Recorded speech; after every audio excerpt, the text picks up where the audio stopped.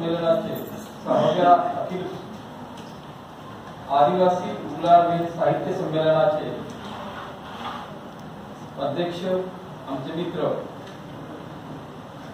आदरणीय प्राध्यापक doctor गोविंदराजी sir, या संमेलनाचे उद्घाटक माननीय श्री वंदना टेके मॅडम, तद्वतच या संमेलनाचे स्वागताध्यक्ष प्रशांत सोनवणे सर, या 5व्या आदिवासी उल्हारविहीन साहित्य संमेलनाचे पूर्वाध्यक्ष माननीय प्राध्यापक डॉक्टर विश्वास वसेकर सर, या संमेलनाला प्रामुख्याने उपस्थित असलेले आदरणीय माजी विधानसभा सदस्य विजयराज शिंदे, विठ्ठलराव शिंदे, तद्वतच महाराष्ट्र भूषण आणि ज्यांनी बारोमास साहित्य बारोमास या कादंबरीचे लेखक आदरणीय डॉक्टर सदानंद सर, या मंचावर सर्व या सभागृहात सर्व बहुजन समाज, आदिवासी समाज, विशेषतः हा जो प्रदेश आहे हा भिलवाडा प्रदेश आहे आणि म्हणून आम्ही गोंडवनातून आलो आणि हा भिलाचा प्रदेश असं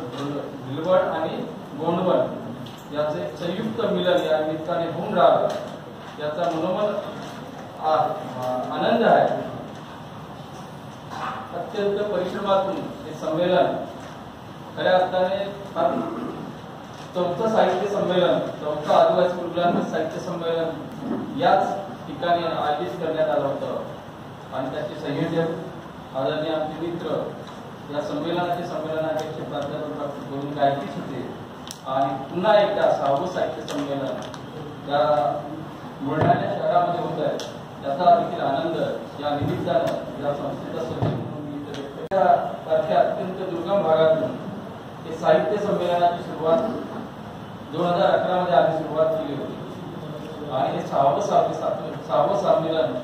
या बुलढाणा शहरात म्हणजे विदर्भाच्या टोकावर होत आहे। 5वं संमेलनाचे अध्यक्ष विश्वास वसेकर होतं। पहिल्या महाराष्ट्रामध्ये आहे, संख्या किती आहे याचा जर विचार सुद्धा तरी विचार मात्र संपूर्ण महाराष्ट्राला आम्ही देऊन राहिलो। खरं तर वेगवेगळ्या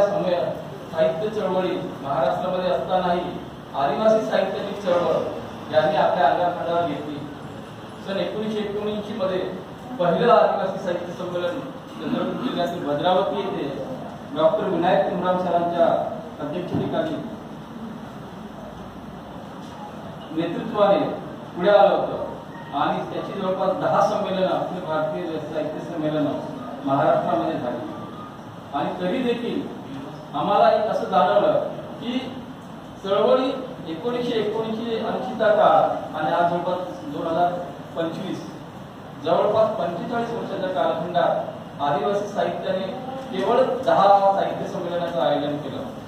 आणि ही संख्या अर्थात यातला अनेक काही बाबी आहेत, परंतु तरी देखील आम्हाला बिरसा मुंडाच्या नावाने आणि ज्या बिरसाने या देशामधील स्वातंत्र्याची चळवळ उभारली आणि संपूर्ण देशाला स्वातंत्र्य मिळवून देण्यासाठी बहुमोल योगदान दिलं, अशा महापुरुषाच्या नावाने साहित्य चळवळ आम्हाला उभारायची होती आणि म्हणून बल्लाळ चंद्रपूर शहरापासून सुरुवात झालेली ही जो बुलढाण्यापर्यंत येऊन पोहोचलेली आहे आणि ही चळवळ वेगाने वाढली पाहिजे असा आमचा एक मानस आहे। केवळ साहित्य चळवळ नाही तर आदिवासींचं धर्म संमेलन 2016 मध्ये डॉक्टर तुमराम सरांच्या नेतृत्वामध्ये आदिवासींना स्वतःचा धर्म देण्याचा, निसर्ग धर्म देण्याचं एक महत्वाचं काम या महाराष्ट्राच्या भारताच्या देशात भारत देशात या चळवळीने केलेलं आहे। धर्म साहित्य चळवळ सोबतच आदिवासींचा कायदा हा देखील आम्ही या देशाला देण्याचं अभिवेदन डॉक्टर विनायक तुमराम सरांच्या माध्यमातून आम्ही आमचा मानस आहे। आदिवासी धर्म, कायदा, राजकीय पक्ष आणि साहित्य संस्कृती चळवळ, संस्कृतीचं आंदोलन हा वेगवेगळ्या पातळ्यावर ही चळवळ अत्यंत वेगाने पुढे चाललेली आहे या निमित्ताने मला या ठिकाणी उपस्थित होता आलं आणि खरं तर आदिवासी नाही परंतु आदिवासी साहित्य चळवळीकर आदिवासी लोकांवर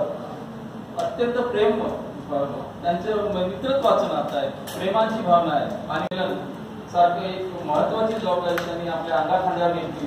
त्याबद्दल आदिवासी चळवळीच्या वतीने विशेषतः माझी आदिवासी साहित्य संस्कृती संवर्धन संस्था आहे या सर्वांच्या वतीने मी या बुलढाणा वासियांचं आभार मानतो आणि विशेषतः मला आनंद झाला या विद्यार्थ्यांनी स्वागत सादर केलं। पावरा बारेला या वेगवेगळ्या भिलाला या वेगवेगळ्या जमातींच्या मुलींनी आपल्याला आम्हाला भाषा ऐकता आली, त्यांचं संस्कृतीचं कल्चर समजून घेता आलं आणि म्हणून आम्हाला आनंद आहे। अशाच पद्धतीने वेगवेगळ्या महाराष्ट्रातील जिल्ह्यामध्ये हे संमेलन आयोजित व्हावं।